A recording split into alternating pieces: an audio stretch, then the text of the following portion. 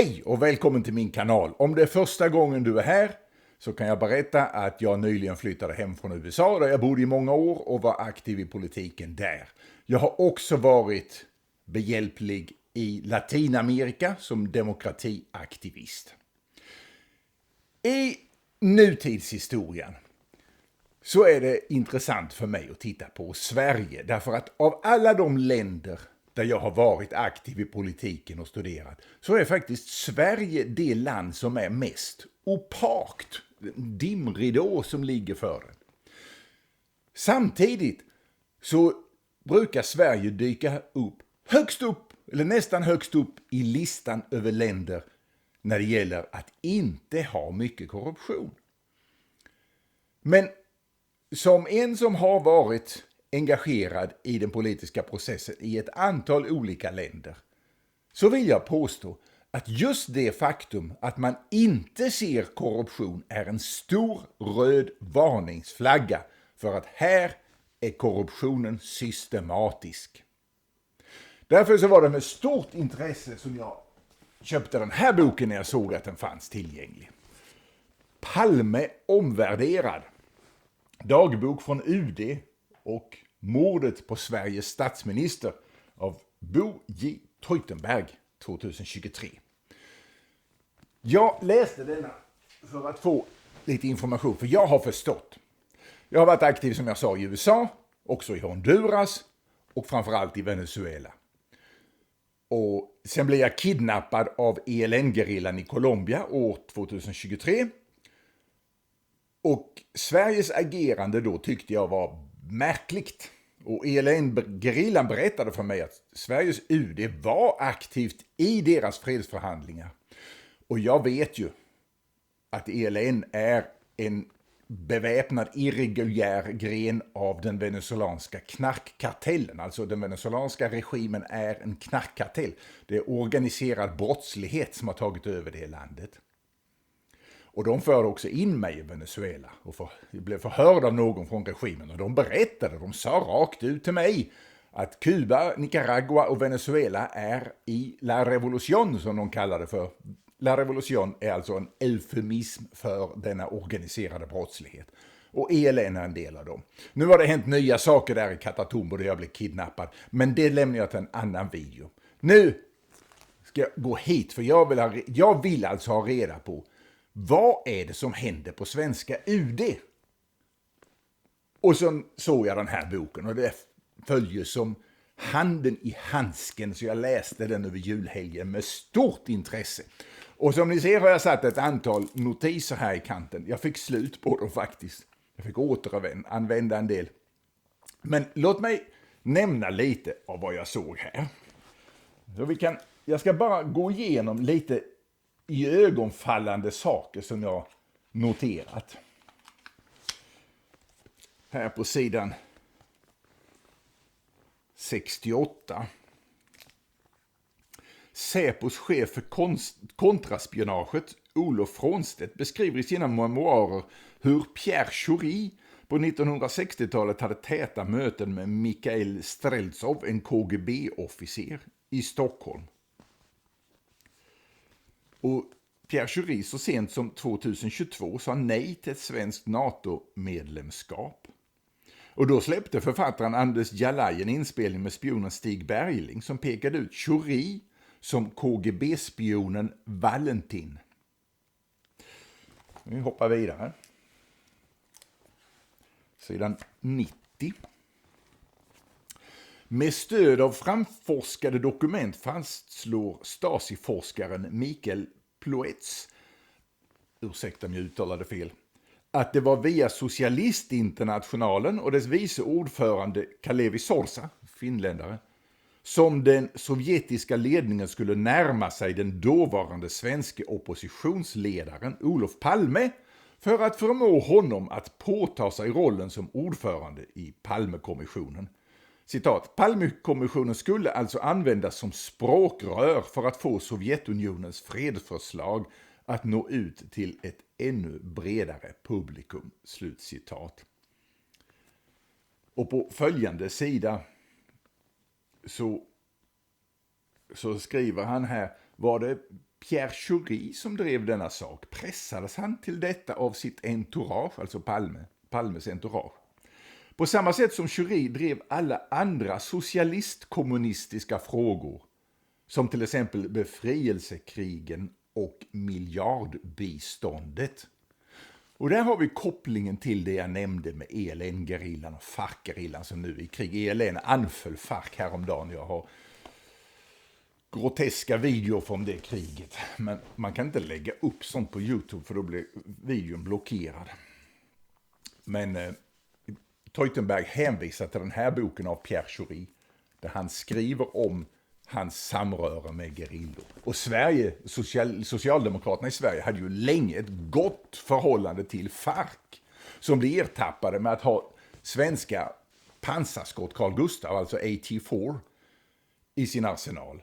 Och det var faktiskt jag som publicerade på min blogg, som senare ELN-gerillan hackade och tog väck, att i FARC-ledarens dator hade man hittat information som visade att de här vapnen hade överlämnats till FARC-gerillan av Hugo Chávez generaler. Och Cliver Alcalá sitter nu fången på, jag tror det är 21 år eller någonting, i USA, bland annat för detta. Och den som köpte de här vapen förresten i Venezuela, den som var i Sverige för att göra upp om den här affären, var dåvarande chefen för, jag tror han var chef, jag vet faktiskt inte vilken position han hade då, men han har varit chef för Venezuelas militärakademi och han har varit chef för Venezuelas militära underrättelsetjänst, general Carlos Peñalosa, som är vän till mig. Och han var alltså här och köpte dem. Och sen kom de i Chávez hand och därifrån skickas de till FARC. Och när de tog den här datorn fick de reda på det. Och det här var i juli 2009 som jag blev varse detta i tidningen Semana i Colombia. Och jag skrev det på min blogg 5:30 på morgonen en måndag. Och 10:00 på morgonen så hade regeringen möte i Sverige. Och beslutade omedelbart att förbjuda all vapenexport till Venezuela. Men det var så sent som 2009 när Venezuela redan hade varit en diktatur i 10 år. Och nu är det en av världens värsta diktaturer. Och detta har Socialdemokraterna varit med att stödja och bygga upp. Det kommer värre saker här, vi fortsätter. Pardon, a brief interruption for a message from our sponsor, so we can keep this channel active. If you study sediments, you owe it yourself to take a look at the sedimeters from Lindorm.com. And if you don't, maybe you know some environmental expert or engineer who may find it useful. The sedimeter is inserted into the sea bed, where it measures a vertical profile, so you can see things that happen both above and below the bottom. The sedimeter determines the bed level with millimeter precision, and it's very useful for studying siltation, resuspension, sedimentation, and erosion. This SN4P model also functions as a Sedison, a free-fall penetrometer that is dropped into the sediment where it measures the shear strength, while simultaneously measuring the turbidity profile. This is a unique instrument and very portable. It's even possible to combine the functions of Sedison and Sedimeter by dropping it into the sediments to measure the shear strength and leave it in place to continue monitoring as a Sedimeter. The newest Sedimeter model can also be used above the water, and it can be used to track both sediments and water level. It's a 48 centimeter instrument where the sections can be combined to much longer sensors. So go to Lindorm.com to read more about it and get a quote. Now, back to your video. Vad har jag här? Sidan 115. Här har vi ett foto på Arne Treholt som är avliden nu, den norske spionen. Han sammanträffade med KGB-generalen Gennadij Titov som kallades krokodilen då han aldrig släppte dem han bet sig fast i. Kretsen kring Olof Palme vidtog kraftiga åtgärder för att Bo Teutenberg, inte efter mina framgångsrika sonderingar i Moskva juni och november 1985 skulle få fortsätta som officiell förhandlingsledare. Jag var inte tillräckligt flexibel och samarbetsvillig när det gällde att kompromissa i förhandlingarna. Detta gällde alltså förhandlingarna om var gränsen skulle gå i havet mellan Gotland och Baltikum. När Palme mördades så hade de just, Palme och Bo Teutenberg, en resa planerad 2 eller 3 månader senare till Moskva för att förhandla om detta. På sidan 117 så skriver han: de i södra Afrika opererande revolutionära marxistiska rörelserna erhöll såväl öppet som hemligt stöd från Sverige, både politiskt och ekonomiskt. Vem var det då som var primus motor i det svenska stödet till de med våld i Afrika agerande revolutionära rörelserna? Här spelade Pierre Schori en framträdande roll, vilket han berättar om i sin bok Minnet och elden. Det var därför jag köpte den här, för att själv läsa det. Där han avslöjar att han ständigt var inblandad i marxistisk-kommunistiska revolutioner praktiskt taget överallt på jordklotet, om inte i Afrika så i Latin, Syd- och Mellanamerika. Och där har vi det, FARC och ELN. Dessa FARC och ELN är alltså kokainodlande knarkgerillor. De förser Venezuela med råvaran. Och i Venezuela processas det till kokain. Så de är en integrerad del av knarkkartellen som jag kallar den kubanska kartellen. Därför att det här styrs från Havanna, Kuba. Det är organisationen, hjärnan i verksamheten är Havanna, Kuba. Och den militära, den territoriet som de kontrollerar, var de utför huvudsakliga operationerna, är Venezuela. Det är där de har statsapparaten, där de har en armé, en flotta, ett flygvapen. Och i Colombia har de då gerillan som odlar kokainet. Och genom att göra på det här viset så har man en armlängds avstånd till den här olagliga verksamheten. Men Venezuela är alltså ingen... De döljer sig. Kuba och Venezuela döljer sig bakom det här med att de är suveräna stater. De är inga stater. Det är kriminella organisationer, internationell organiserad brottslighet som har tagit makten över länder och håller befolkningen gisslan. De har inget existensberättigande. 0. Det skulle vara helt okej att gå in och ta ut de knarkorganisationerna. Tycker jag. Men jag är ingen professor i folkrätt. Det är Bo Teutenberg och jag har inte frågat honom om detta. Men det skulle vara intressant att få reda på hans åsikt. Personligen anser jag att det skulle vara helt okej att gå in och ta ut de jäklarna. För de har minsann ingen... Det är ju så också att i Venezuela så förlorade Maduro valet. Det är bevisat att Edmundo González vann valet. Men finns det någon som hjälper det venezuelanska folket att installera den som de har valt som president? Nej. Och varför inte? Jo, därför att det finns samröre. Det finns det som venezolanerna kallar conchupancia, som betyder att suga på bröst från samma sugga. Det är vad som finns. Och det intressanta är att få reda på vilka är det? Vem är det i utlandet som skyddar dem? Och det är därför jag läste den här boken.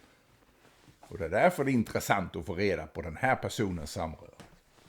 Sverige är medskyldig. Så om du blir förbannad på att det finns brottslighet i Sverige, att de kastar bomber, att de dödar folk, kom ihåg, Sverige är medskyldigt till det här. Därför att knarket går till Europa. Och den som importerade hit, det var Jonas Sture Falk som köpte det från El Zar, Morillo. Och H1 kallas han också. Du kan slå upp det på Google, H1 El Zar. El Zar på spanska Z-A-R. Och via Jonas Falk kom det till Europa och det kom till den paneuropeiska kartell som finns i Sverige. Och det är därför de dödar och smäller, och det är därför folk dör i Sverige. Och den som står bakom i sista hand, det ska vi komma till. Men det kommer inte vara någon överraskning för den som vet någonting. Det är bara bra att få det bekräftat. Av någon som satt på insidan, för Bo Teutenberg satt ju i utrikesdepartementet i över 20 år. Ja, den hade jag läst. Nu hoppar vi vidare här till sidan 123.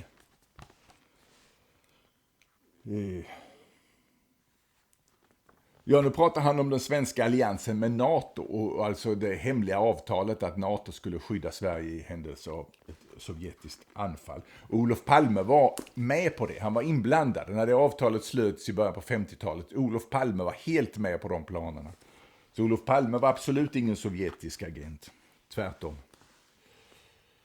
Den här i samtal år 2013 med generalen Bengt Gustafsson betonar han för mig, skriver Bo Teutenberg, att den dolda alliansen inte alls hade gått i graven när Bengt Gustafsson blev ÖB 1986. Citat: den fullföljdes av Per Rudberg bakom min rygg. Palme hade tydligen bett Lennart Ljung att inte tala om för fler generaler och amiraler om detta.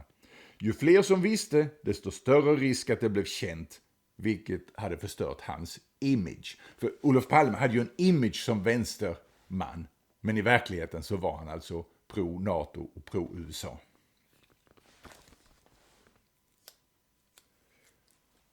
En annan sak som är viktig i 80-talets politiska arena i Sverige, det är ju ubåten 137.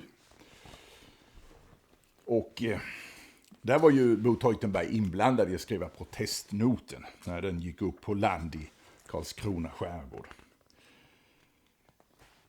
Och ja, han nämner här att Johannes Paulus, den polske påven, spelade en viktig roll. Och Ryssland Sovjetunionen försökte ju mörda honom. Det misslyckades. Och katolska kyrkan spelade en mycket viktig roll i att kasta ut kommunismen i Östeuropa. När de kom ombord på ubåten så tog de fram ett sjökort i stor skala. Sannolikt danskt eller västtyskt över Blekinge skärgård. Men innan de hunnit sätta igång diskussionen angående positionen så rycktes sjökortet bort under våldsamma förebråelser mot den officer som tagit fram detta. Så ryssarna visste mycket väl vad de var. Och sen hittade man då kärnvapen på ubåten med hjälp av strålningsmätningar. Och det kom senare fram att de hade utvecklat en ny kärnvapentorped och de var ute och provade den. Och en av officerarna som var med just därför att det var provning av den här kärnvapentorpeden. Så av detta, på tal om detta förresten, jag har ju sett och haft i min hand den ryska militära kartan, krigsingenjörskartan över Karlskrona och även över Stockholm, som visade deras anfallsplaner för att ta Karlskrona. På baksidan finns det mycket information skriven och tryckt också. Och jag har andra kartor också som ryssarna gjorde för Sovjetunionen då för att förbereda invasion av Sverige. Och jag har även sett en GRU-officer vid en bro utanför Stockholm för att vid vägen för invasion. Då när jag såg honom så visste jag inte detta. Men sen när jag kom till Sankt Petersburg eller Leningrad som det heter för, då såg jag att han hade haft sådana kläder som de har där. Jag såg att han hade olika kläder än normalt i Sverige, men där kände jag igen dem. Och sen fick jag se kartan något år senare och då förstod jag att han hade varit där för att titta på den bron just därför att det var en del i deras invasionsplan mot Sverige. Och jag såg honom där, jag tror det var 1989, sommaren. Så sent som 1989, alltså just innan Sovjetunionen föll sönder, så fortsatte den sovjetiska militären med sina anfallsplaner mot Sverige. De hade helt klart planer på att invadera Sverige. Men jag tror han tar upp detta därför att det har funnits någon sorts rysk propagandistisk opinionsbildning i Sverige på senare år, när jag inte var här, som har försökt ge vid handen att ubåtarna inte var riktiga. Det här är ju skrattretande. Jag är geomorfolog. Jag skrev min doktorsavhandling om Östersjöbotten. Jag har varit med också förresten på en finsk forskningsfartyg som gick runt i hela Östersjön för att titta på havsbotten. Och jag hade då med samma utrustning som jag hade för min forskarstudie. En sidescan sonar, subbottom profiler, echolod och sånt. Och när jag gjorde mina forskarundersökningar på 80-talet så jag såg spår av främmande ubåt, kontaktade svenska försvaret och berättade. Och sen har jag även åkt runt på ryskt vatten. Vi var inne i Rigabukten. Och vi hade ryssar med ombord förresten. För på den tiden, på början av 90-talet, när vi åkte runt i Östersjön, då hade vi ju en avspänning. Så vi hade ryssar med. Och vi var inne på ryskt vatten vid Viborg, den gamla svenska staden. Vi hade visserligen inte tillstånd att ha sonan på, men jag glömde stänga av den. Så där såg vi någonting på botten som trummor. Och då sa jag till mina ryska kollegor, vad är det här för någonting? Ja, de har dumpat ammunition, det här kemiska stridsmedel från andra världskriget. Så jag har sett ett och annat av botten, Östersjöns botten och vad som äger rum där som privat, som forskare, inte som militär. Jag har aldrig varit, förresten jag gjorde vapenfri tjänst, jag har aldrig varit i svenska militär. Därför kan jag inte avslöja några svenska militära hemligheter, för jag har aldrig fått reda på dem. Utan det jag har fått reda på, det har jag gjort som civilperson. Och jag kan säga, bortom varje tvivel så har det varit ryska ubåtar på svenska vatten. Som de säger i Venezuela, när jag säger att tjuren är svart så är det för att jag håller håren i handen. No. Och sen har jag ju kartorna på de ryska anfallsplanen också som jag har sett. Ja, det är för beklämmande att det finns människor som tror på rysk propaganda i Sverige. Ryssland är vår ärkefiende. Här skriver han, under perioden 1980 till 1990 satt den östtyska specialisten på kemiska vapen, Karl-Heinz Loh, i SIPRIs styrelse. Ja, men herregud. I Sverige har vi alltså haft fredsorganisationer som varit infiltrerade av Sovjetunionen, förutom att de har infiltrerat miljörörelsen. Så Ryssland har infiltrerat olika rörelser i Sverige. Och det är beklämmande att det finns så många svenskar som tror på deras skit. Tack och lov att Bo Teutenberg publicerar den här boken så man får ut lite grann sanning i debatten. Här skriver han så här på sidan 176. Jag kan så här i ett retroperspektiv inte värja mig för frågan om det kanske var Hirdmans uppgift att såväl i U-137-affären som i Vita zonen, alltså det området mellan Gotland och Baltikum, i Vita zonen-frågan hjälpa Sovjetunionen och dess agerande. Och skriver han, efter den socialdemokratiska valvinsten 1982 upptäckte jag som folkrättssakkunnig att Pierre Schori och Sverker Åström inte ville protestera mot Sovjets ubåtskränkningar av rent ideologiska skäl. Landsförrädare!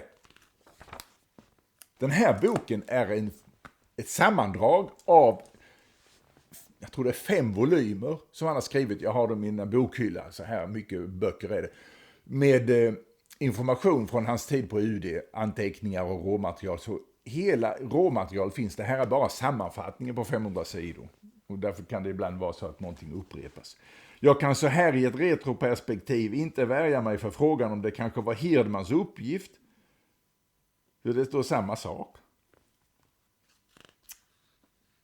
Jag tycker faktiskt frågan var helt berättigad efter att jag under ett par års tid i den pågående debatten har läst, hört och sett Hirdmans ständiga lovprisande av Putin och Ryssland trots landets brott mot centrala folkrättsliga principer och regler. Alltså det är ju helt fruktansvärt att vi i Sverige kan ha personer som sitter och lovprisar ärkefienden Ryssland som en ledare för internationell organiserad brottslighet. Putin, det är han som är El Capo. Han är Al Capone i den internationella organiserade brottsligheten. Han är skurk nummer 1. Kom ihåg Bond-filmerna där det finns en ärkeskurk. Det är Vladimir Putin. Alla som försvarar Vladimir Putin är del av internationell organiserad brottslighet. Och så kan man ju fråga sig varför de gör det. Och då har jag mina teorier. Jag har något som jag kallar för IKGB som minnesremsa. IKGB. I1 står för ideologi. K1 står för kompromat. G står för guld, alltså pengar. Och B står för bly. Hot. Och det är någon av de 4 sakerna som gör att människor samarbetar med den här organiserade brottsligheten. Och när det gäller USA nu med Donald Trump, som ju är en ärkeskurk och en kriminell och en auktoritär av Guds nåde, då är det nog B som är den största och viktigaste anledningen att det är ingen som sätter ner foten. Därför att så här fungerar det i USA. Den som opponerar, den som yppar någonting mot Trump blir attackerad av Trump och blir fråntaget sitt skydd, personskydd, och samtidigt som man då blir exponerad för Trumps väpnade, våldsamma SA-trupper som fiende.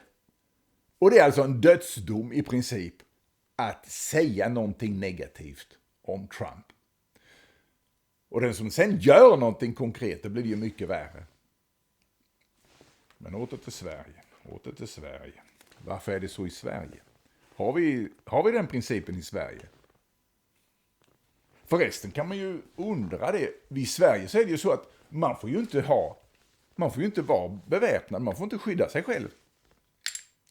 Det här är en teaterpjäs, den är inte riktig. Och det är bara för att öva. För man kan faktiskt öva så här. Man kan öva skjuta utan att ha en riktig pistol. Öva bara hålla stilla, sikta. Men man får ju inte skydda sitt eget liv i Sverige. Det är olagligt. Det ska polisen göra.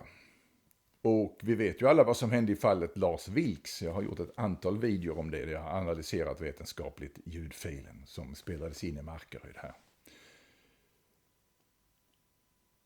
Varför täcker polisen upp för de mördarna som utan tvekan var den organiserade brottsligheten? Samma som smuggla in kokainet. Vad hade Lars Vilks med det att göra? Ingenting. Det är bara en signal som jag ser det, att den som inte följer order kommer att sluta så, och det finns ingen rättvisa, det finns ingen upprättelse att få i Sverige. För det är bäst vi återgår till boken innan. Och så får du själv dra dina slutsatser. Jag tror jag har en massa kvar här, så jag tror vi måste hoppa lite till slutet. För att alldeles för mycket. Alldeles för mycket. Vi hoppar till Palmemordet. Den här boken är väldigt lång, 500 sidor. Och 300, det är liksom inledning och bakgrund för att läsaren ska förstå att det här är baserat på verkliga faktiska observationer och medverkan i händelseförloppet och inte några spekulationer som media och sociala media översvämmas av. Men i kapitel 12 så kommer han in på vad som hände här. Kapitlet har rubriken Efter decennier av tystnad, dags att lätta på förlåten.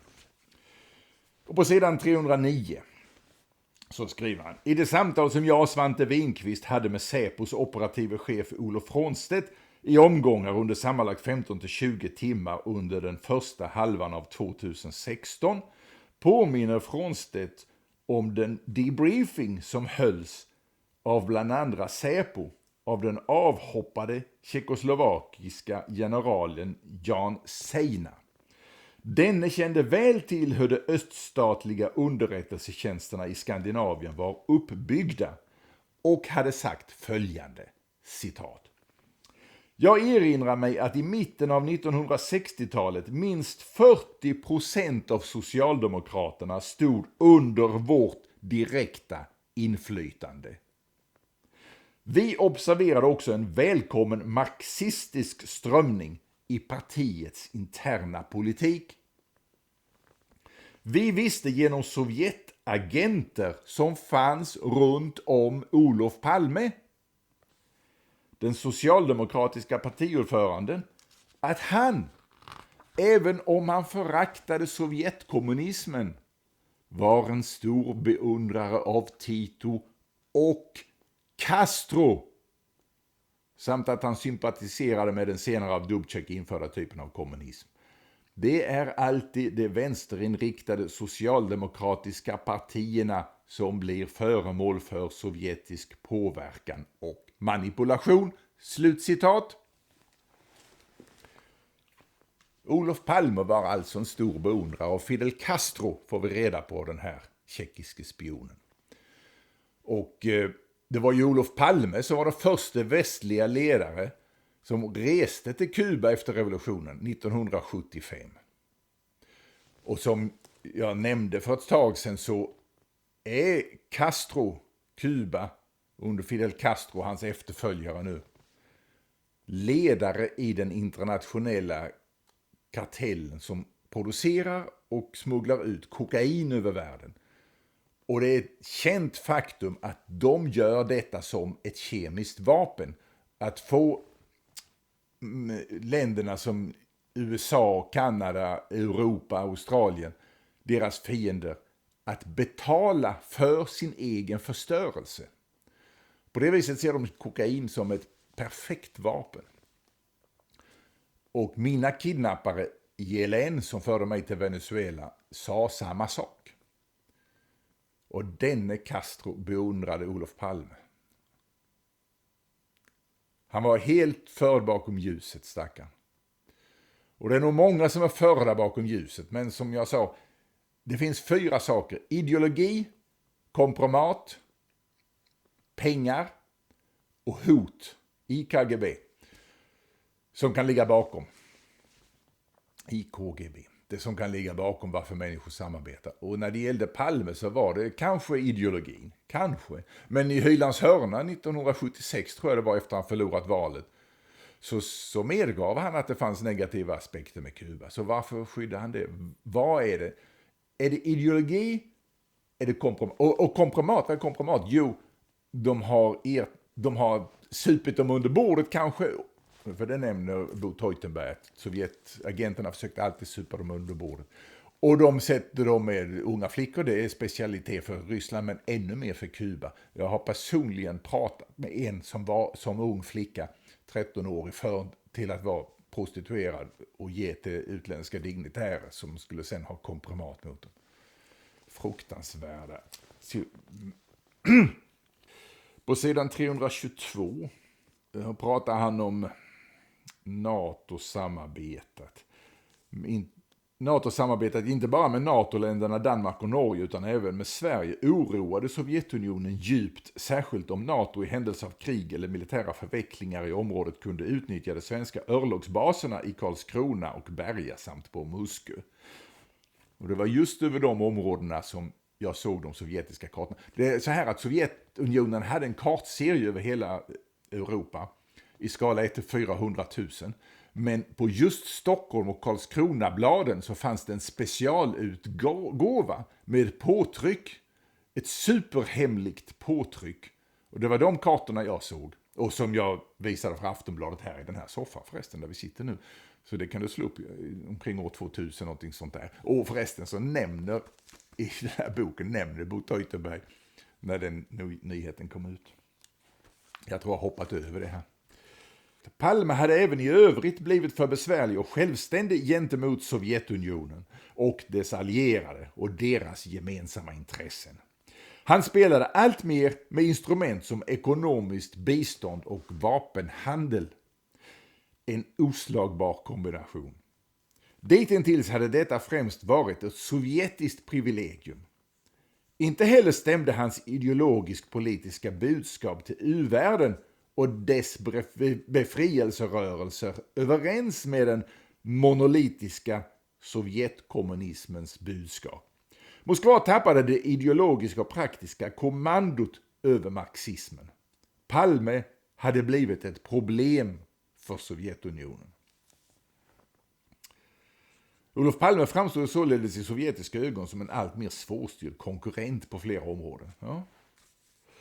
Och så lite längre ner på samma sida skriver han: Olof Palme, Sverige förblev vid sitt hemliga samarbete med NATO. Märk väl att det är från och med mordet på Olof Palme som den socialdemokratiska egentliga driften bort från USA och NATO i försvarsmässiga hänseenden börjar utveckla sig. För att under främst Pierre Schoris såväl öppna som skuggade styrning nå sin kulmen under 2010 till 2020-talet. Med Schori-arvtagarna Margot Wallström och Annika Söder i UDs ledning, vilka ersattes av den ideologiskt likasinnade Ann Linde. Annika Söder är ett namn som jag har stött på. År 2017 så uppvaktade jag UD tillsammans med några venezuelaner för att enträget be Sverige att ingripa diplomatiskt mot det folkmord som Maduro-regimen utförde då i Venezuela. De var nämligen i en så besvärlig situation när folket protesterade med icke-våldsmetoder mot diktaturen att de införde folkmord genom svält. Håller de år, likadant som Stalin gjorde i Ukraina 1932. Som min farfar förresten som köpte den här gården kunde se med egna ögon, för han var där inbjuden av Stalin. På den tiden 2017 när vi uppvaktade UD så var Socialdemokraterna vid makten. Och Annika Söder var, jag tror det var kabinettssekreterare. Och jag tror det var Margot Wallström som var utrikesminister. Och de gjorde ingenting. Deras kommentar var, alltså de var inte där i mötet, men den som var där i mötet, hans kommentar efter att ha lyssnat på det när vi berättade om alla hemskheter i Venezuela var intressant. Och så gick han därifrån. Och på diplomatspråk betyder intressant att det där tror jag inte ett ögonblick på. Och jag har fått reda på att Annika Söder är chavista, alltså anhängare till regimen i Caracas. Och att hon bodde där år 2002. År 2002, i april, den 11 april, så marscherade under sång och dans omkring 1 miljon människor till presidentpalatset för att kräva Hugo Chávez avgång efter att Hugo Chávez hade vidtagit fullständigt horribla ekonomiska åtgärder som till exempel har avskedat 10-tusentals anställda på det statliga oljebolaget PDVSA.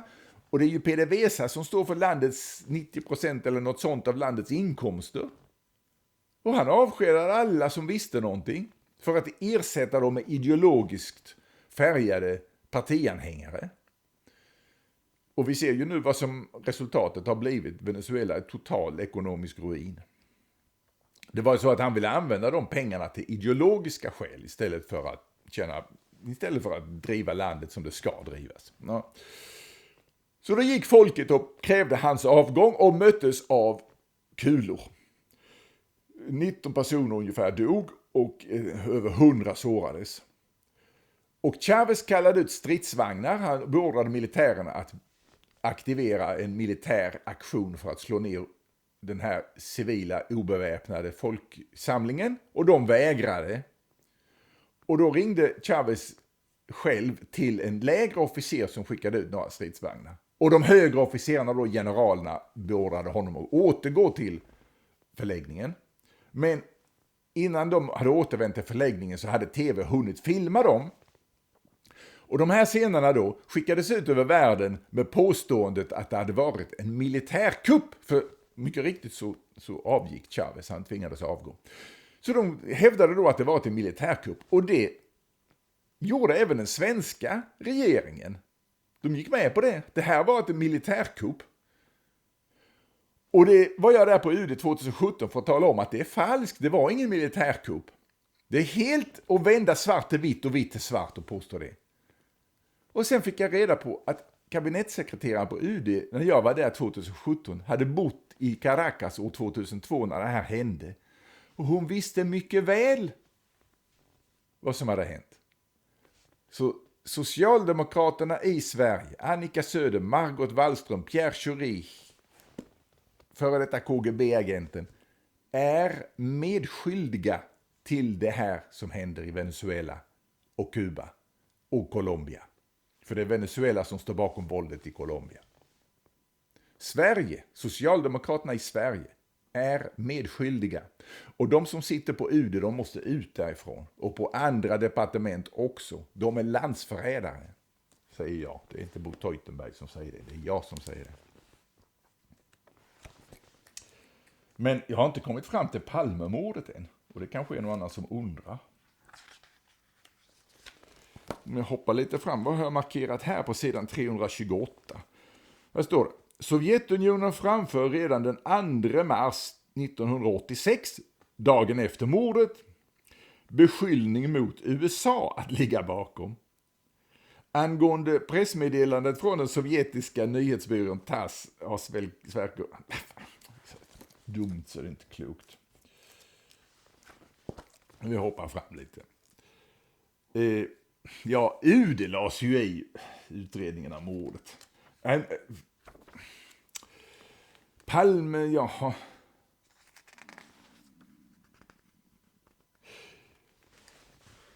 Direkt efter mordet så säger Lisbeth Palme,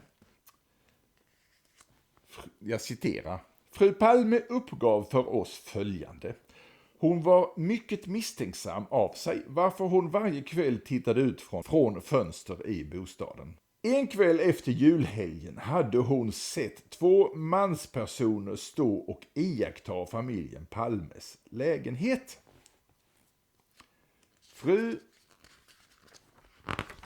Palme uppgav att den exakta tidpunkten inte gick att säga. Det kunde lika väl ha varit en vecka efter jul som för 2 veckor sedan. Hon sa att hon lade märke till männen på grund av att en av dem var speciellt lång. Båda var mörkhåriga. Hon kunde inte säga något om nationalitet. De båda männen skulle ha varit i 40-45 års åldern. En av männen skulle ha varit iklädd en mörkblå täckjacka. Vidare sa hon att just den av männen med den mörka täckjackan trodde hon sig sett springande från platsen för brottet ikväll. Det här var alltså något som hon sa direkt efter mordet. Hon nämnde till sist att enligt henne kunde det vara person eller personer från organisationen Ustasja som låg bakom beskjutningen. Det var ju hennes spekulation. Och det har ju inte så stor betydelse. Men det faktum att hon trodde sig ha sett en av de personer som hade observerat hennes lägenhet tidigare på mordplatsen. Det är ju relevant. För att en som tänker begå ett mord, han måste under flera veckor iaktta offrets beteende. Det intressanta är alltså att Lisbeth Palme i detta spontana förhör minuten efter hennes och den döde makens ankomst till Sabbatsbergs sjukhus uttalar sig opåverkad och osensurerad av de partiföreträdare som dök upp på Sabbatsbergs sjukhus strax efter henne. Ja, efter att Palme hade dödats så öppnade de ju då hans kassaskåp. Och bland handlingarna fanns en PM över det samtal som Olof Palme fört med Iraks ambassadör vid dennes besök hos Olof Palme den 28 februari 1986. Alltså på dagen, samma dag som han mördades. Han mördades ju precis före midnatt. Det framgår därvid att samtalet främst rört det rådande läget i Irak vid denna tid. I slutet av samtalet framförde ambassadören att man från irakiskt håll var bekymrad över uppgifterna om svensk vapenexport till Iran. Olof Palme hade instämt i denna oro. Senare så vägrade Lisbeth Palme att fortsätta kommentera. Hennes spontana intryck från mordnatten var någonting som hon kontrasterade mot hennes senare motvilja eller vägran att låta sig förhöras om mordkvällen.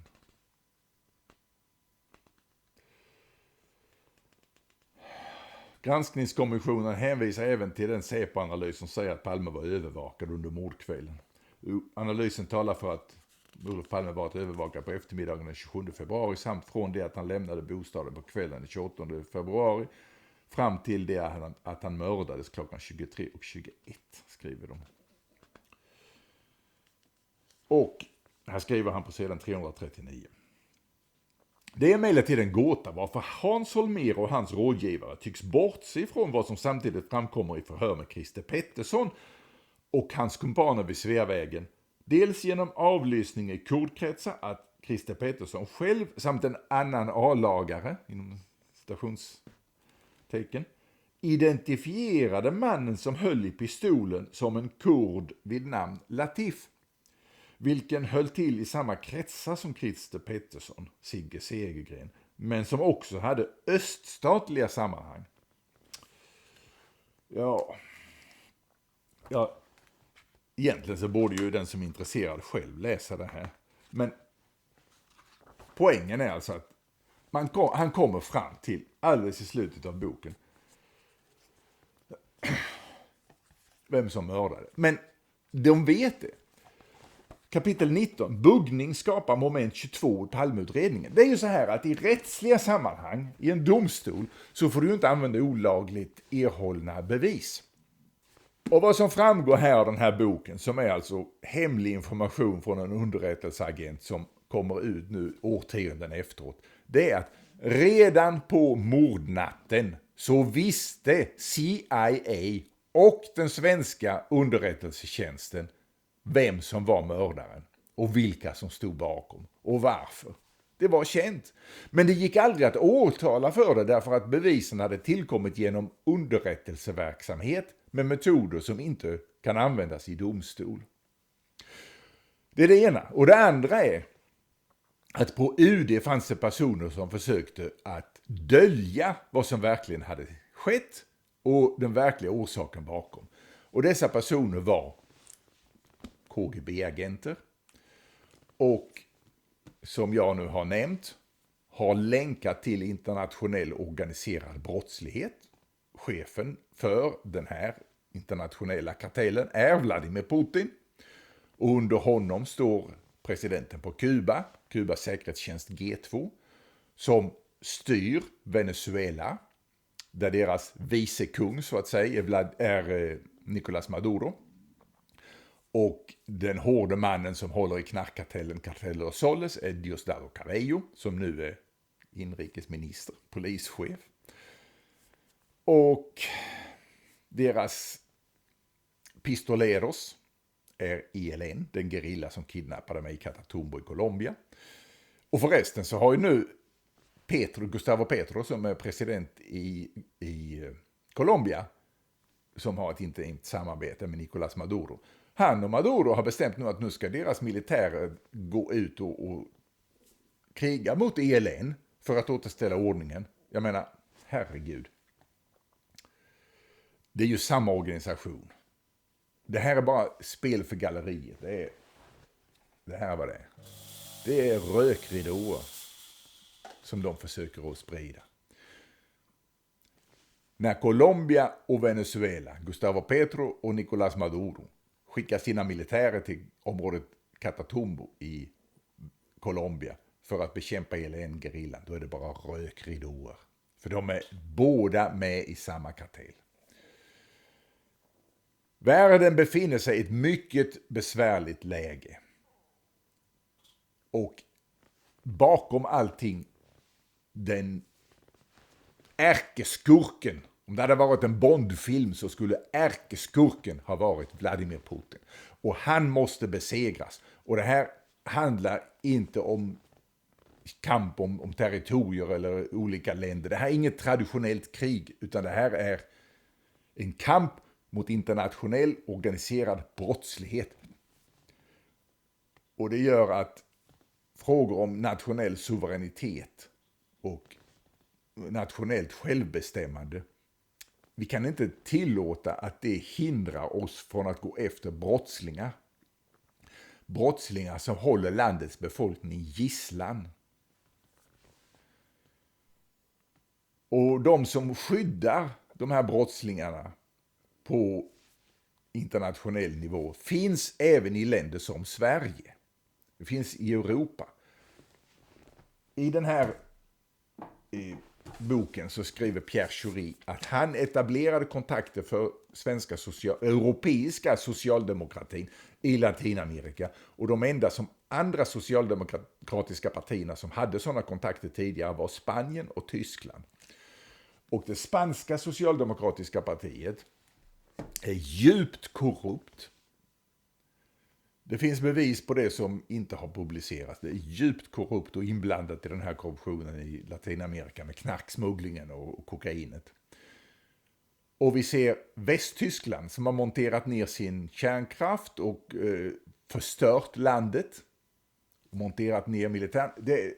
Västtysklands socialdemokratin har i princip förstört Tyskland och öppnat vägen för Ryssland att invadera Europa där. Så den svenska, tyska och spanska socialdemokratin måste vi anse som totalt korrupta organisationer som måste lämnas utanför allting. Och även miljörörelsen har Ryssland infiltrerat. Vi befinner oss i ett mycket prekärt säkerhetsläge. Mitt intresse i det här, det är Sveriges säkerhet. Men inte bara Sveriges, även USA, det amerikanska folkets. För där har de också ett mycket besvärligt läge nu. Och vi kan inte lita på USA idag. Vi måste stå upp för vår egen säkerhet och Europas säkerhet. Och huvudsaken nu det är att säkra Skandinavien. För de här finns också infiltrerade i Norge, men det är en annan sak som jag ska återkomma till. Det här blir en väldigt lång video, men följ min kanal och tipsa om den. För att det enda sättet för att det här att komma ut, det är genom att folk tittar på det på sociala medier och sprider och pratar om det. Det är inte utan risk som man pratar om de här sakerna. Men någon måste våga och stå för det som är rätt.